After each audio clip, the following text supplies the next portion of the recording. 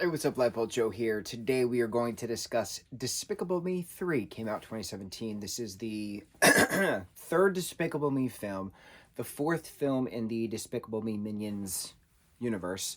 This has Lucy and Gru. They're still in the AVL, and they are... Gru is now kicked out of the AVL. There's a new director who doesn't like him. He's gone because he didn't get Brat.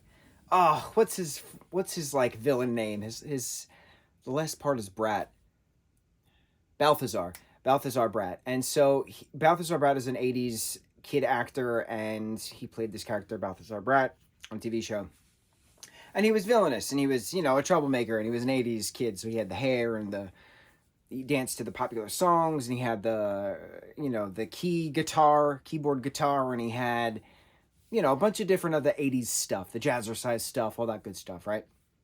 But the show was canceled because he got older, and so then he became that character, but as more of a true villain, like a real life villain, and then kind of disappeared for a bit, but then he's resurfacing with his expanding bubble gum, and he's stealing jewels, and Gru couldn't catch him, so he's fired.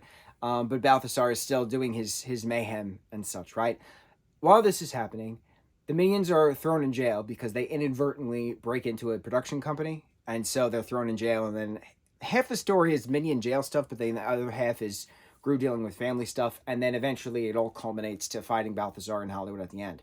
So the family stuff turns out Gru has a twin brother, Drew, and Gru's mom and Gru's father split, and one parent got one kid and the other parent got the other kid, but Gru and Drew had no idea about the other until Drew's dad died and confessed, basically, showing pictures, and then Gru was found, confronted his mother, voiced by Julie Andrews, and she's like, yeah, that was the settlement, that was the agreement. The agreement was to have no contact with each other. Each parent would raise one kid by themselves. And then, so Gru is now meeting Drew for the first time, and Drew is nothing like Gru, complete opposite. He's too goody-goody, but he wants to be villainous. He wants to live up to the family, thing, because their dad was a villain. So it's now assimilating uncle into, niece's territory. It's assimilating daughters with stepmother, trying to get that cohesive dynamic together, acting like an actual family. So it's different than the other Despicable Me's because it's more what happens next. And that's what's cool about it, is that it's character development.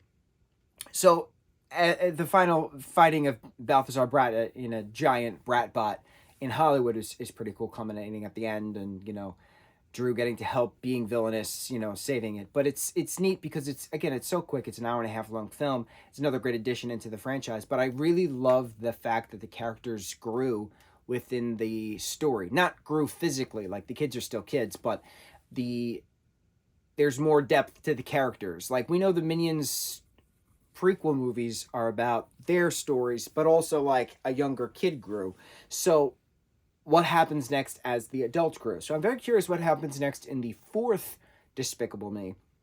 Is Drew going to be staying in the picture? Is Lucy and Gru going to have a kid?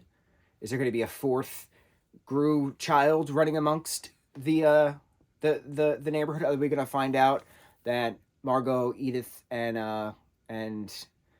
Agnes's real parents are real villains? Like, what about that backstory? Like, there's a lot of story that we could dive into the Despicable Me Minions universe, and I think that's really cool, is that the more you throw in a long lost relative, the more backstory you get, and the more like, that's why this happens.